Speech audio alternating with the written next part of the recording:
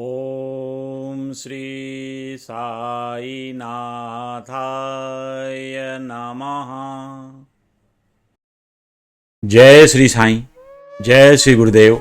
पूज्य गुरु जी डॉक्टर चंद्रभान सतपथी जी को प्रणाम करते हुए, उनका आशीर्वाद लेते हुए, श्री सच्चिदानंद साईनाथ महाराज को प्रणाम करते हुए, उनका आशीर्वाद लेते हुए, आप सभी भक्तों, श्रोताओं, दर्शकों को प्रणाम करते हुए और आप सभी का स्नेहाशीष लेते हुए हम आज की सत्संग को प्रारंभ कर रहे हैं। जैसा आपको विदित है कि पिछले सत्संग में हमने श्री श्यामराव जयकर जी के बारे में, के जीवनचर्या के बारे में परिचर्चा की थी। श्यामराव जयकर पेशे से एक चित्रकार थे और बड़े सम्माननीय चित्रकार थे। उन दिनों उनकी तूती बजती थी उनके चित्रकारी की। पिछले सत्संग में हमने परिचर्चा किया कि श्री जयकर जी कैसे सच्चिदानंद साईनाथ महाराज के 3 पोर्ट्रेट बनाए। एक बहुत बड़ी पोर्ट्रेट बनाई जो शुरू में बाबा के समाधि पर रखी गई थी और बाद में जब वहाँ पे एक स्टैचू बन गई, एक मूर्ति बन गई सच्चिदानंद साईनाथ महाराज की, तो उसको बाद आज संग्रहालय में रखा हुआ है। हम लोगों ने परिचर्चा की कि सच्चिदानंद साईनाथ की जो जयकर द्वारा बनाई हुई 3 तस्वीरों की, 3 तैलचित्रों की, 3 पोर्ट्रेट ऑयल पेंटिंग्स की, जिसमें से 2 आज काका साहेब दीक्षित ट्रस्ट में उपलब्ध हैं आपके दर्शनार्थ। काका साहेब दीक्षित ट्रस्ट में बाबा की पादुका भी है और एक चांदी की पादुका भी जो बाबा ने काका साहेब दीक्षित को दी थी वह भी उपलब्ध है। इसके बारे में भी हम लोगों ने परिचर्चा की। हम लोगों ने ये देखा कि सच्चिदानंद साईनाथ अंतर्यामी हैं, कैसे लोगों के हृदय की बात समझते हैं, कैसे जानते थे और उस हृदय की बात समझ करके सच्चिदानंद साईनाथ महाराज अपना निर्णय लेते थे और क्या करना है। बाबा की कार्य बड़े गूढ़ भी होते थे और उनकी गूढ़ता को समझ पाना इतना आसान नहीं। कि बाबा भूत, वर्तमान और भविष्य तीनों के दृष्टा थे, तीनों देखकर निर्णय लिया करते थे और उसका आभास भी हम लोगों को कराया करते थे। इसमें कोई संशय नहीं है सच्चिदानंद साईनाथ महाराज की। तो चलिए जयकर जी के जीवनचर्या से, उनके जीवनी से कुछ और पल चुराते हैं, उनके कुछ उन पलों पे परिचर्चा करते हैं, जिससे हम सच्चिदानंद साईनाथ महाराज की कृपा के बारे में कुछ और जानने का प्रयास करें। कैसे सच्चिदानंद अपने भक्तों की मदद किया करते थे, कैसे सच्चिदानंद महाराज की कृपा से भक्त आनंद चित्त और प्रसन्न चित्त रह करके अपना जीवन यापन किया करते थे। तो जयकर जी बात 1916 की है। जयकर जी उस समय बॉम्बे में एक उनके मित्र थे गजानन राव, उनके घर पे रहा करते थे। अब गजानन राव के घर में 2 कमरे, 3 कमरे थे। तो एक कमरे में जहां पे इनको रखा गया था उसमें बाबा की एक तस्वीर रखी हुई थी। अब इस तस्वीर वाले कमरे से दूसरे कमरों की रास्ता खुला हुआ था, दरवाजे थे, जिससे यदि कोई तस्वीर वाले कमरे में आ गया तो वो कहीं और भी जा सकता है घर में। अब इनके घर में चोरों ने प्लानिंग की गजानन राव जी के घर में चोरी करने की, कि कैसे चोरी किया जाए। एक रात की बात है कि चोरों ने गजानन राव के जिस कमरे में बाबा की तस्वीर रखी थी उस कमरे की खिड़की की जो सरिया थी उसको तोड़कर घर में घुसने का प्रयास किया। वो सफल भी हो गए और रात का 2 बजा हुआ था। 2 बजे के समय में जब वो सरिया तोड़ करके इस कमरे में आने का प्रयास कर रहे थे और इसमें घुस करके वो दूसरे कमरे में जाते और उनका पूरा सामान चोरी करने का उनका प्लानिंग था। सच्चिदानंद साईनाथ महाराज ने कैसे इस चोरी से उस परिवार को बचाया, इसका वर्णन जयकर जी करते हैं। जयकर जी ने कहा कि भाई उस दिन उस घर में जो बरांडा था, उस बरांडे में एक नाई सोया हुआ था। नाई का नियम था कि रात्रि के सुबह, मतलब प्रारंभ सुबह 4 बजे के आसपास वो जगता था और अपने नित्य कर्म के लिए बाहर जाता था, क्योंकि उसको बिल्कुल आदत था। वो 4 बजे ही उसकी नींद खुलती थी और अपना नित्य कर्म करके फिर अपने और कामों में लग जाता था। उस रात नाई का नींद रात के ठीक 2 बजे ही खुल गया, जब चोर घर में वो सरिया तोड़ रहे थे खिड़की का।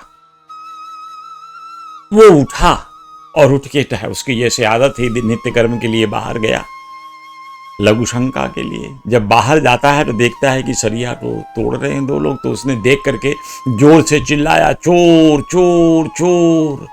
और वो आवाज सुनना था कि चोर वहां से भाग खड़े हुए। जो व्यक्ति कभी भी 2 बजे रात को नहीं उठा था, जिसका नियम था कि वो रात्रि के 4 बजे ही उठ करके अपने नित्य कर्म को जाता था, वह व्यक्ति आज रात के 2 बजे, ठीक उसी समय जब चोर घर में प्रवेश कर रहा है, तभी उसका नींद खुलता है और वो उसी समय उठ करके उस घर के जो और काम है, मतलब ने उठ करके जब गया तो चोर पकड़ ली। ये बाबा की कृपा नहीं थी तो और क्या था। ये बाबा ने अपनी कृपा से उस भक्त की रक्षा नहीं की तो और क्या था। गजानन राव को कैसे बचाया, कि बाबा ने कैसे देखभाल की, क्योंकि उनकी तस्वीर उस कमरे में थी। तो हम लोग कहते हैं ना कि बाबा तो सर्वत्र व्यापी हैं, इसमें कोई संशय नहीं है, लेकिन एक तस्वीर जहां रखी है, जहां पे नित्य प्रतिदिन उनके तस्वीर की पूजन, आराधन, नाम ध्यान सब चल रहा हो, वहां अनर्थ कैसे हो सकता था। तो बाबा ने, जयकर जी ने कहा कि सच्चिदानंद साईनाथ महाराज ने इसको संभाला। अब एक दूसरी घटना, बाबा ने कैसे जयकर जी की मदद। जयकर जी कहते हैं कि बात 1 साल बाद की, यानी 1917 की है। वो पुणे में रहते थे। अब जयकर जी की हालात इतनी अच्छी नहीं थी उन दिनों कि जयकर जी कुछ बहुत अच्छे घरों में रह सके। तो एक बड़े जीर्ण शीर्ण घर में रह रहे थे वो। तो उसके छत पे जो टूटा हुआ छत था, तो उससे दीवार में जो छत के मलबे थे वो गिरते थे घर में, तो जिससे रहना मुश्किल हो रहा था। तो इन्होंने एक कपड़ा छत को लगा करके बांध दिया था, ताकि छत से जो भी कुछ गिरे उस कपड़े में रुक जाए। एक रात की बात है, इनके घर में जमीन फर्श पे, उसी कमरे के फर्श पे इनका छोटा बच्चा सोया हुआ था, और एक दिया भी जला रखा था इन्होंने उजाले के लिए। बाकी सब लोग जहां सो रहे थे। अब उस रात को देखिए, छत का मलबा गिरा, छत का मलबा गिरा कपड़े पर। कपड़ा इतना भार वहन नहीं कर पाया, और कपड़ा सहित जो मलबा था वो नीचे फर्श पे गिरा। लेकिन गिरा कहां? वो गिरा कहां? बच्चे से 2 फीट दूर जो मुख्य मलबा था, जिससे बच्चा दब सकता था, वो बच्चे से 2 फुट की दूरी पे गिरा, और दिए के ऊपर भी नहीं गिरा। नहीं तो दिए में कपड़े से कपड़ा था, कपड़े में आग लगती और आग लग के कुछ भी हो सकता था, बड़ा इंसिडेंट, एक्सीडेंट हो सकता था। तो सच्चिदानंद साईनाथ महाराज ने कैसे श्री जयकर जी की रक्षा की। जयकर जी की ये चीज जब वो श्री नरसिंह स्वामी जी को बता रहे थे, तो ऐसा गया कि उस समय इनके आंखों में आंसू था, और ये बाबा को साक्षात देख करके बोल रहे थे, जैसे कि बाबा को अपनी कृतज्ञता महसूस करा रहे थे कि बाबा आपकी कृपा से मेरा जीवन रक्षण हुआ, मेरे बच्चों का परिवार अच्छे से चल पड़ा, नहीं तो खतरे में तो जान थी ही, बच्चे के साथ कुछ भी हो सकता था। ये 1917 में फिर बाद में शिरडी भी आके रुके, और इनके एक शारदा बाई, इनका एक थे, उनके घर पे रुके थे। और उसी घर में इन्होंने देखा कि एक सांप रहता है, एक बिल में सांप रहता था। अब समस्या ये थी कि सांप, जानते हुए कि सांप है, यह कितनी बड़ी तकलीफ की चीज थी कि सांप कभी भी किसी को डस सके। अब यह डर इनको बना रहता था कि इस घर में रह तो रहा हूं, न जाने ये सांप कब हमें काल कवलित कर लेगा, इसका कोई उपाय नहीं है। तो बड़ा परेशान थे। लेकिन एक दिन की बात ऐसे है कि उनके बच्चों ने देखा कि उस बिल से सांप निकलकर स्वतः बाहर चला गया, फिर उसकी खोजबीन बाहर जाकर लोगों ने किया कि किधर गया, कहाँ गया, और वो चला गया। और तब से ये फिर उस घर में निर्भय होकर रहने लगे, इनको फिर कोई भय नहीं बचा। फिर सच्चिदानंद साईनाथ महाराज की कृपा ऐसी ऐसे ऐसे आपको महसूस कराएंगे अपनी उपस्थिति की, ऐसे ऐसे समस्याओं से आपको ऐसी कैसे आसानी के साथ आपको समस्याओं से छुटकारा करा देते हैं। ये सच्चिदानंद साईनाथ महाराज की कृपा ही है, यह उनकी वशिष्यता है जो अपने भक्तों पे पूरा ध्यान रखते हैं। कहावत है ना कि एक चरवाहा अपने जानवरों का देखभाल हर समय करता है, पूरी दृष्टि अपने जानवरों पे रखता है, ठीक उसी प्रकार उसी चरवाहे की तरह सच्चिदानंद साईनाथ महाराज अपने भक्तों पे अपनी दृष्टि रखते हैं। बाबा तो कहते भी थे ना कि तुम चाहे जहां रहो, जहां चाहो वहां रहो, जो चाहे वो करो, बस इतना ध्यान रखना कि मैं तुम्हें देख रहा हूं। जब आपके हृदय में ऐसी भावना आएगी कि सच्चिदानंद साईनाथ महाराज की उपस्थिति है, बाबा हमें देख रहे हैं, तो ना तो आप कोई गलत कर्म करोगे और ना आपको कोई भय लगेगा, क्योंकि बाबा की उपस्थिति तो हर समय आपके साथ है। सिर्फ आपके हृदय में श्रद्धा और सबूरी होनी चाहिए, आपका निर्मल हृदय होना चाहिए। शुद्ध भाव से जब कभी भी आप सच्चिदानंद साईनाथ महाराज को बुलाते हो, तो सच्चिदानंद साईनाथ महाराज सदैव दौड़ कर आते हैं आपकी रक्षा करने के लिए, इसमें भी संशय नहीं है। अगली कथा जो मैं कह रहा हूं, जो कहानी छोटी सी है लेकिन बड़ी मार्मिक है। 1923 की बात है। इनके जयकर जी का एक 10 साल का बेटा था सुरेंद्र, उसको टाइफाइड हो गया था। और आप जानते हैं कि उन दिनों में टाइफाइड वगैरह का इलाज, प्लेग का इलाज बड़ा कठिन था।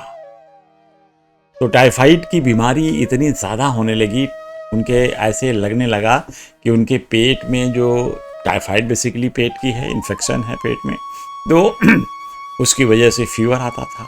और फीवर आने के बाद इनको पेट में जो दर्द होता था, तो गैस, इनको ऐसा लगता था कि ये गैस इनके हृदय की तरफ जा रही है, ऊपर ऊर्ध्वगामी हो गई, और ऊर्ध्वगामी होने की वजह से वो हृदय पे दबाव डाल रही है, और इनको ऐसा लगता था कि अभी भी मेरा प्राण निकल जाएगा।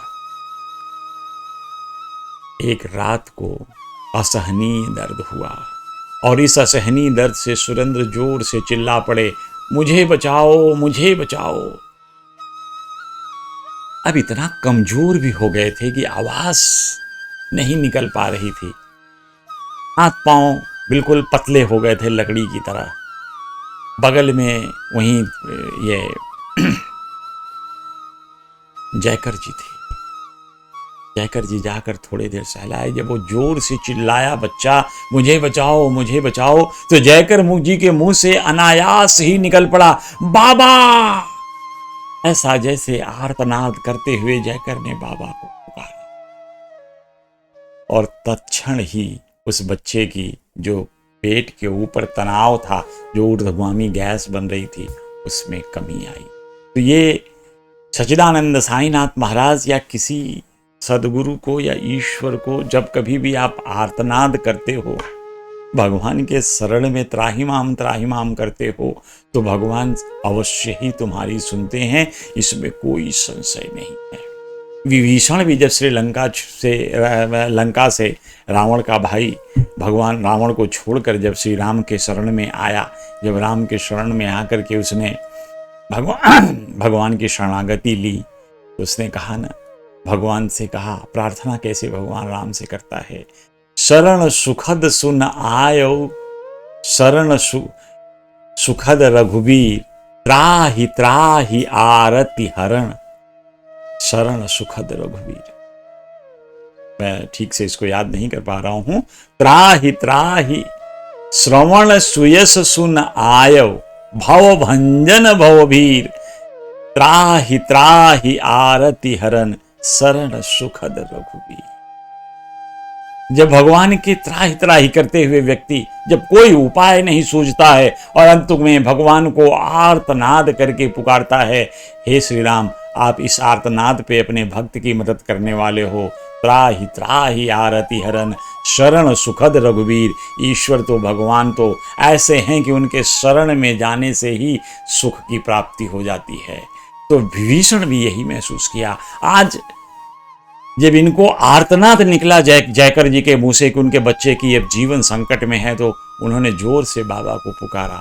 और सच्चिदानंद साईनाथ महाराज अपने भक्त की आर्तनाद अवश्य सुनते हैं, और आर्तनाद सुन करके बाबा दौड़े दौड़े आए और उनके बच्चे के प्राण की रक्षा की। तो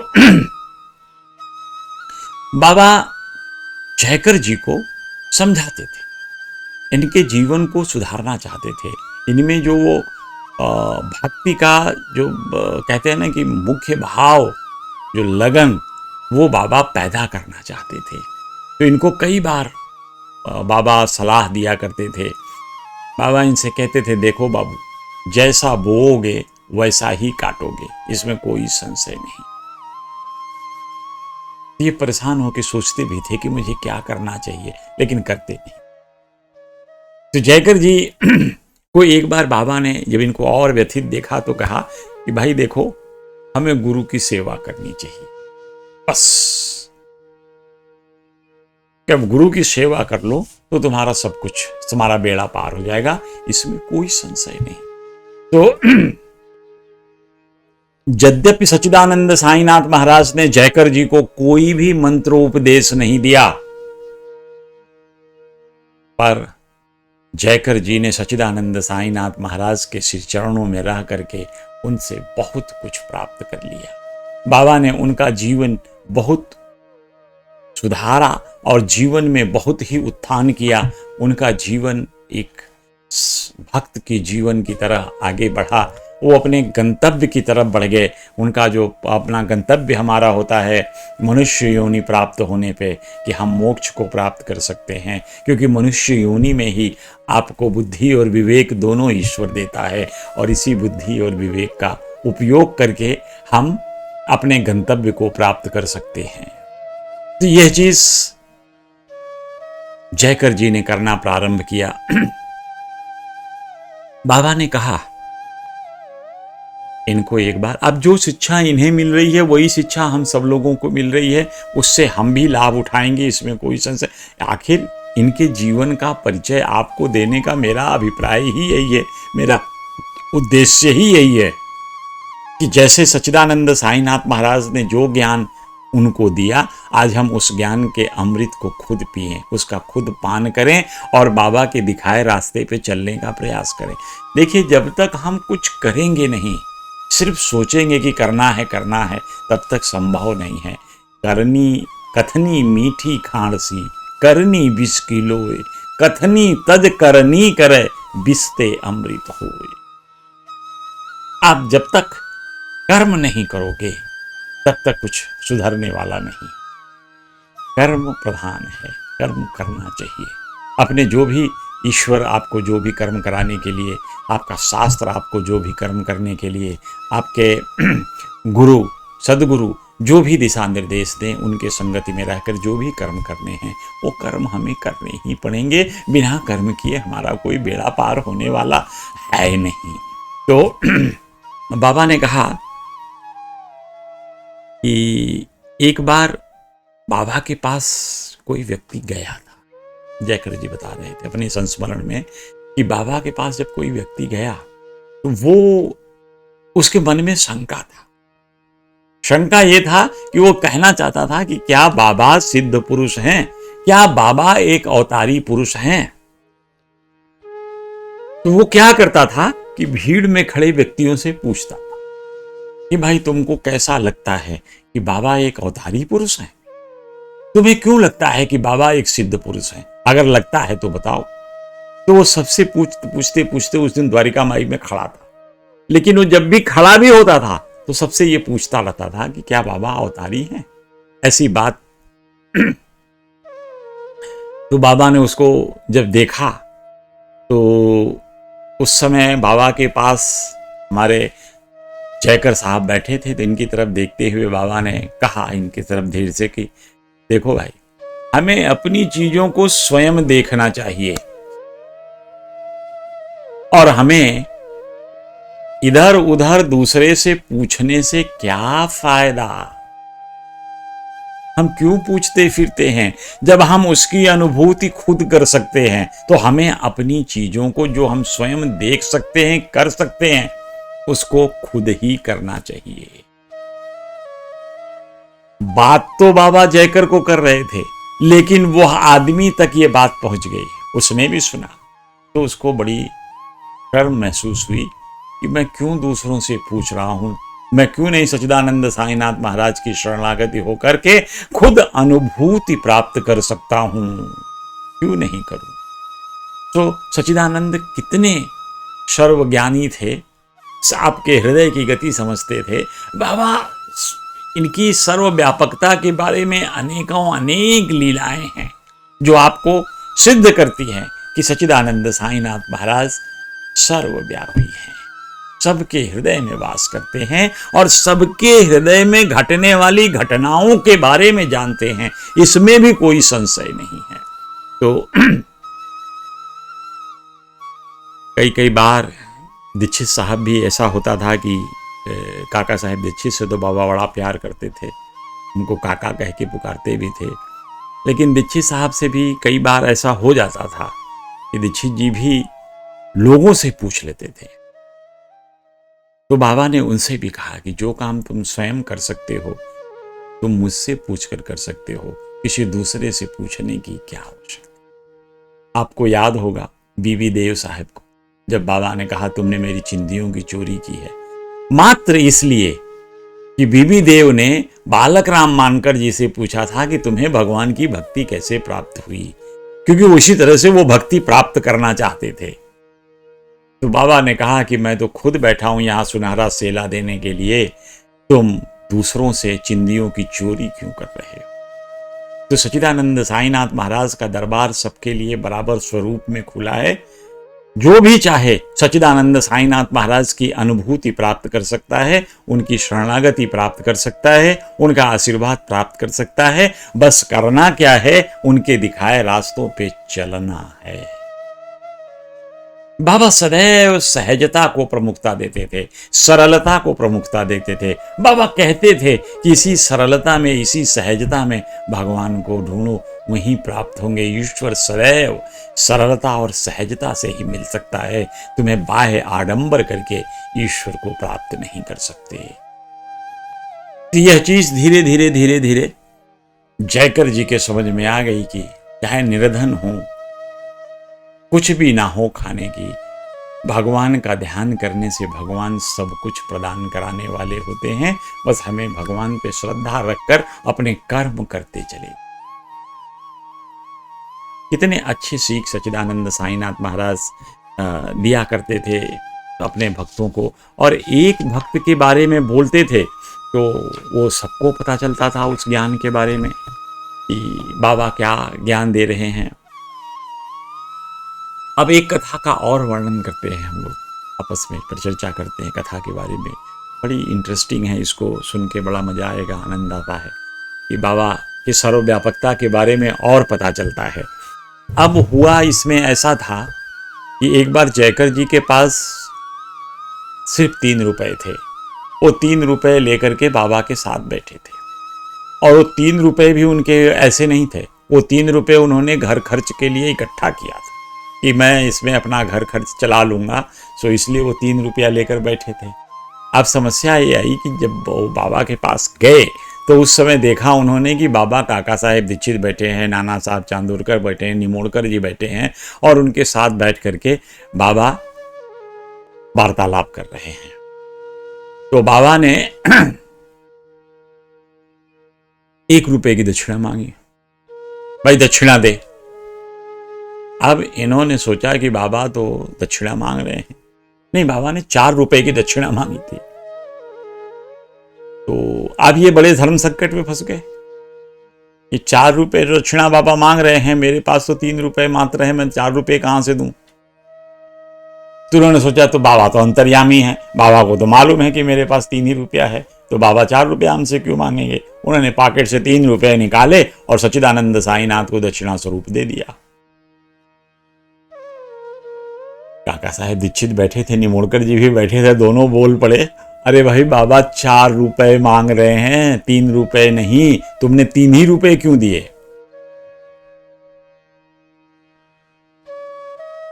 तो बाबा ने तुरंत कह दिया, 4 कहां थे, 3 ही तो थे।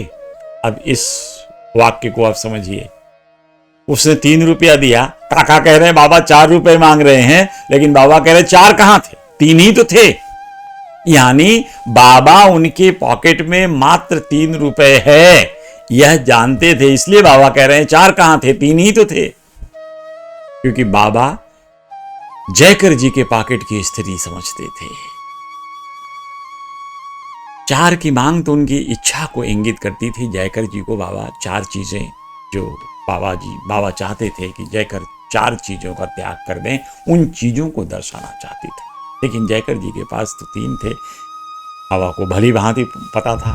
तो इसीलिए इसमें भाव ये है कि बाबा जयकर जी से 4 चीजें छोड़ने की बात कर रहे थे। और ये ऐसा है कि बाबा ये कहना चाहते थे उस समय, जैसे कई जयकर जी की जो कथाओं से निष्कर्ष निकलता है, उनमें से शायद बाबा ये कहना चाहते थे कि तुम्हें अपने भाग्य को त्याग देना चाहिए, अपने कर्म पे भरोसा रखना चाहिए। क्योंकि जयकर जी भाग्यवादी बहुत थे, कर्मवादी कम थे। तो बाबा शायद ये कहना चाहते थे तुम कर्मवादी बनो और आर्थिक संसाधनों की पूरी करने के लिए भाग्य पे आश्रित मत हो, कर्म करो, तुम्हें ईश्वर देगा, उस पर विश्वास करो। और जब उन्होंने इस तरह से बाद में बोला, किसी और दूसरे के बीच में झगड़ों में इधर फंस करके अपने चित्त की जो शांति है उसको नष्ट नहीं करना चाहिए, तो बाबा ये भी उनको समझाने का प्रयास कर रहे। तो जो 4 चीजें बाबा मांगते थे कि भाई 4 छोड़ दो, लेकिन इनके पास जो 3 थे, इन्होंने ये 3 रुपए दिए। अब एक घटना और देखिए। ऐसे ही द्वारिका माई में जयकर साहब बैठे हैं और ये घटना बड़ा अच्छी प्रेरणा देती है कि सच्चिदानंद साईनाथ महाराज कैसे आपके हृदय के गति को पकड़ते हैं, आपके हृदय में कैसी द्वंद्व चल रही है, उस द्वंद्व को पकड़कर उसका उपाय, उस द्वंद्व का सही उपाय बता देते थे। क्योंकि बाबा के सामने कोई कुछ छुपा नहीं सकता था। आपके मन में जैसे भी भाव उठ रहे हैं, वो भाव बाबा को टच करते थे और बाबा उस भाव को समझते थे। ऐसे भी ये कहा गया है कि जब आपके हृदय में भाव उठता है तो उसकी एक तरंग सदगुरु को अवश्य छूती है। तो जयकर जी ऐसे बैठे थे। 1917 का समय था, आषाढ़ का महीना था और जयकर जी थोड़ा बाबा से दूर 20-30 फुट की दूर द्वारिका माई के आंगन में बैठे थे, सभा मंडप में। एक आदमी आया, उसका नाम था वर्दे। वो कुछ कानाफूसी इनके साथ करने लगा, जयकर जी के साथ। तो बाबा ने पूछ लिया क्या चल रहा है। तो जयकर जी कहना है कि हे, ये वर्दे साहब हैं, वर्दे जी हैं, और ये यहाँ पे सत्यनारायण व्रत कथा करना चाहते हैं। तो बाबा ने कहा कि हाँ ठीक है, और आपकी अनुमति चाहते हैं, तो बाबा ने अपनी अनुमति दे दी। तब वर्दे जी ने बाबा से कहा, जब बाबा ने अनुमति दे दी कि हाँ तुम सत्यनारायण व्रत कथा करा सकते हो, यहाँ उनकी पूजा कर सकते हो। देखिए ईश्वर की और अपने भक्तों की भी देखिए कैसे कैसे चाल चलते हैं। बड़ी प्रेरणादायक कथा है ये। अब वर्दे साहब ने कह तो दिया, आज्ञा मिल गई कि हम सत्यनारायण कथा करना चाहते हैं, पूजा करना चाहते हैं, और बाबा ने आज्ञा भी दे दी। तो निसंकोच होकर वर्दे साहब ने बाबा से कहा, बाबा पर हमारे पास पैसे नहीं है, सत्यनारायण व्रत कथा कराने के लिए तो पैसों की आवश्यकता होगी, पर मेरे पास पैसे नहीं है। तो बाबा ने जयकर जी की तरफ इशारा कर दिया, कह रहा जाओ और उससे पूछो। गए ये जयकर जी के पास। जयकर जी के पास जाके वर्दे जी कहते हैं कि बाबा कह रहे हैं भाई इसमें जो भी पैसे लगेंगे वो आप दो, बाबा पैसे मांग रहे हैं आपसे। अब ये तो इनके बड़ी समझ में नहीं आई कि ये क्या करें, ये कहां से पैसे दें। लेकिन सच्चिदानंद साईनाथ महाराज को पता था कि इनके पॉकेट में पैसे हैं, चाहे जिस कर्म के लिए पैसे रखे हो, लेकिन पैसे तो थे इनके पॉकेट में। इसलिए बाबा ने इनको उनके पास भेज दिया। और बाबा ने ठीक उतने ही पैसे मांगे, उनको बोला था इतने पैसे जाकर के उससे ले लो, जितने पैसे उनके पॉकेट में थे। यह चीज जयकर जी कह के बहुत, मतलब ऐसा उनकी आंखों में जो विश्वास झलकता था। ये स्वामी जी ने लिखा है, नरसिंह स्वामी जी ने जब उनका इंटरव्यू ले रहे थे तो उन्होंने कहा मुझे ऐसा लगता था जैसे सच्चिदानंद साईनाथ मेरे पॉकेट को देख रहे हैं कि मेरे पॉकेट में कितना पैसा है, उतना ही वर्दे को बोला जाके उनसे मांग के लाओ। अब वर्दे जी को पैसा मिल गया। सत्यनारायण व्रत कथा में आप सब लोग जानते हो कि क्या चाहिए होता है। सत्यनारायण व्रत कथा में सबसे बड़ी चीज होती है केले के खंबे हो, थोड़े सवैये में फल फूल सब कुछ हो जो भगवान की पूजा के लिए लगते हैं। तो वर्दे जी ने क्या किया कि पहले केले के खंबे लाए, जहां सच्चिदानंद साईनाथ महाराज द्वारिका माई में बैठे थे उसके चारों तरफ लगाने लगे। तो बाबा ने कहा भाई यहां क्या करो कर, बाबा एक छोटा सा पंडाल बना।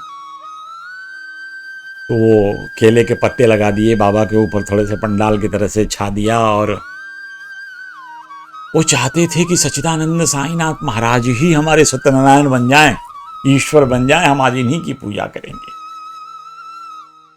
बाबा ने कहा तुम ये क्या करते? बाबा नाराज भी हुए, कह रहे नहीं जाओ पंडाल बनाओ, उधर रखो और भगवान की फोटो लगा कर कोई काम, वो फोटो लगाकर उसकी पूजा करो।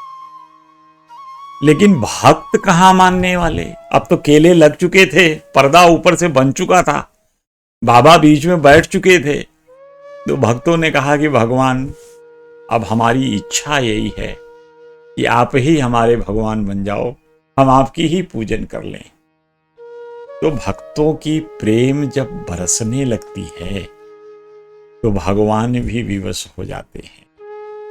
और इन भक्तों के प्यार से वशीभूत होकर सच्चिदानंद साईनाथ महाराज ने उनको अनुमति दे दी और अपने भगवान स्वरूप में उस बीच में बैठकर केलों के खंभों के बीच में उन्होंने इनकी पूजा स्वीकार कर ली।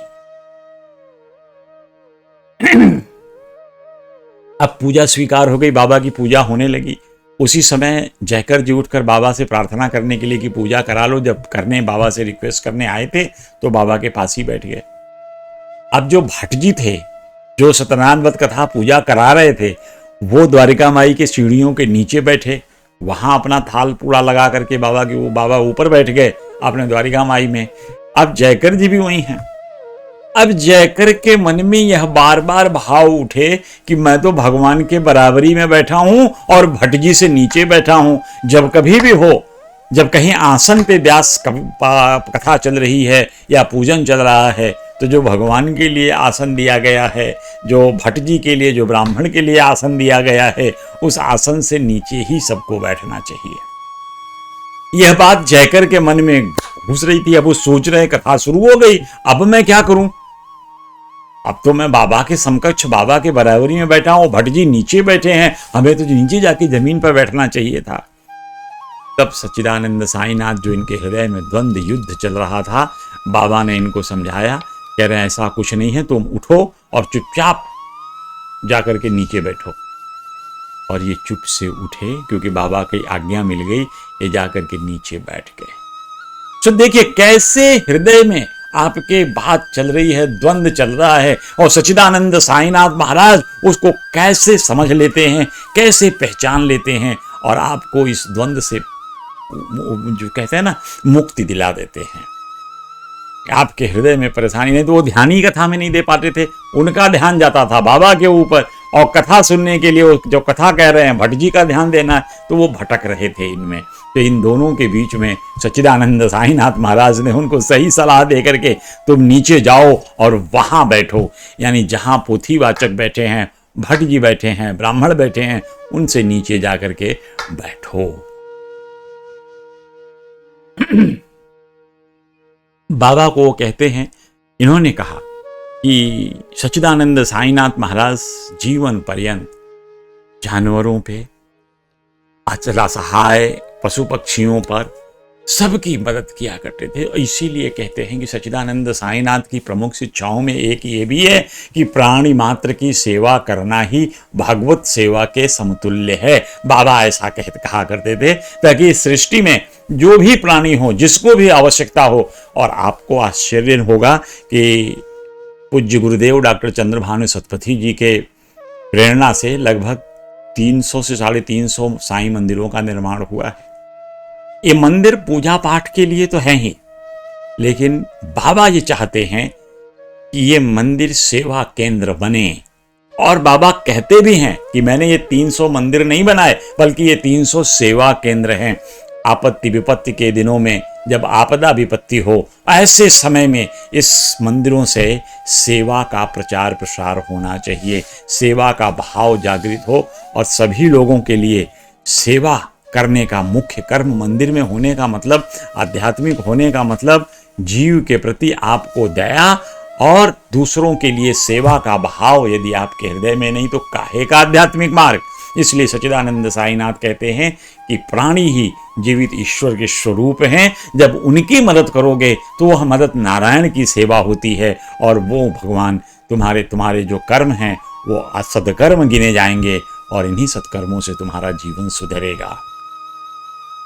तो यही चीज इन्होंने भी कहा कि बाबा सदैव पशु पक्षियों को भी बराबर का दर्जा देते थे। पशु पक्षी बाबा जैसे भिक्षाटन करके जब आते थे तो उन्होंने जो भी बाबा तो अल्पाहारी थे, बड़ा थोड़ा खाना खाते थे, और बाकी जो भिक्षाटन से भिक्षा मिलती थी, भाखरी शाक, वो एक नाद में रख देते थे, उसमें से सब कुछ मिक्स करके थोड़ा खा लिया, बाकी थोड़े जो गांव के गरीब हैं 1-2 रोटी उठा लेके गए, कुछ पशु पक्षी खा लिए, कुछ कुत्ते बिल्ली जो द्वारका माही में आते थे उनका भी उधर पोषण करता था। तो बाबा सदैव अनाश्रितों को आश्रय दिया, यह एक चीज। सो जयकर जी के जीवन से, जो जयकर जी की जीवनी है, इसको जानने से हमें एक प्रेरणा मिलती है कि सच्चिदानंद साईनाथ महाराज की भक्ति के लिए हमें शुद्ध मन से कुछ कर्म जो कर सकते हैं करें, जो बाबा ने दिखाए रास्ते हैं उस पर चलने का प्रयास करें। क्योंकि बाबा कहते थे तुम सच्चाई के मार्ग पे चलो, तुम नैतिकता के मार्ग पर चलो, तो वो हमारा नैतिक कर्तव्य बनता है कि हम बाबा की दिखाए रास्ते पे चलें। बाबा कहते थे प्राणी मात्र की सेवा करो, तो ये हमारा कर्तव्य बनता है कि हमारे आसपास जितनी भी, अब कोई ये नहीं कि हम कितने बृहद स्केल पे सेवा करेंगे, हमसे अगर किसी एक भूखे को 1 रोटी का दान हो सकता है तो हमें वो कर देना चाहिए। गुरुदेव श्री सतपथी साहब सदैव कहते हैं सिंपैथी नहीं इंपैथी डेवलप करो।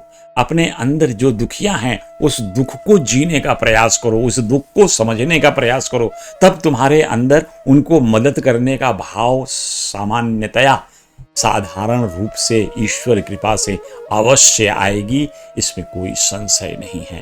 तो इसलिए सिंपैथी तो करो, इंपैथी भी डेवलप करो, उसके साथ भाव से जुड़ो, उसके दर्द को उसकी तरह से समझ करके उसके सेवा शुश्रूषा में अपना समय व्यतीत करो, उसकी मदद करने के लिए अपना समय व्यतीत करो। जितना धन जो कुछ भी है, जो कुछ भी समर्थता ईश्वर ने तुम्हें दी है, उस समर्थता का उपयोग करो, और जिसके पास वो समर्थ नहीं है उनकी मदद करना हम समर्थ लोगों का परम कर्तव्य है। तो इसी के साथ अब श्री जयकर जी की कथा को यहीं विराम देते हैं। फिर अगली बार जब मिलेंगे अगले सत्संग में तो सच्चिदानंद साईनाथ महाराज के किसी अनन्य भक्त के बारे में परिचर्चा करेंगे। तब तक के लिए जय श्री साईं।